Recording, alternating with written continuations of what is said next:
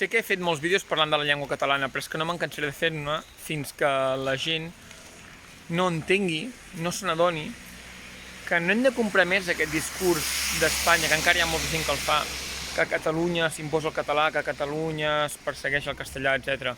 Però si l'única llengua perseguida és el català, mireu el cinema, mireu l'etiquetatge, mireu l'atenció al client de diverses empreses. I encara hi ha partits com Ciudadanos dient que es persegueix el català als patis d'escola.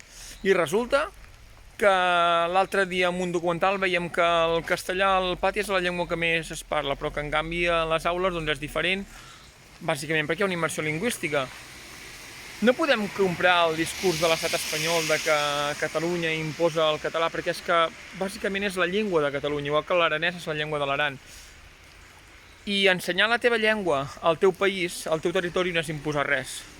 En tot cas, les imposicions venen per aquelles llengües que se'n van imposar en un moment, a base de prohibicions, a base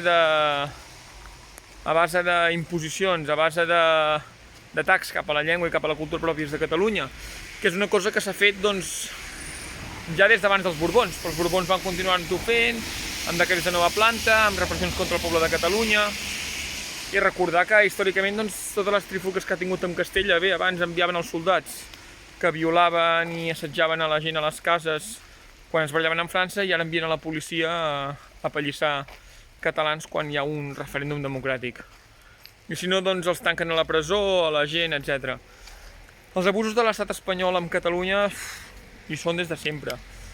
Però no hem de comprar el discurs de que nosaltres imposem la nostra llengua. A Catalunya hem de fer necessari el català. A Catalunya tothom hauria de conèixer el català, tothom l'hauria de saber, independentment del que parlin a casa seva, perquè només faltaria.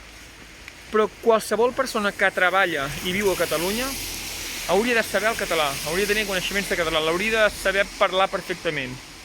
I ara mateix no és possible amb molta gent, perquè encara te'n vas a alguns bars i no pots dir un tallat que has de dir un cortado, per exemple. Fins que no fem el català necessari, no l'aprendran. Visca la República de Catalunya i Aran.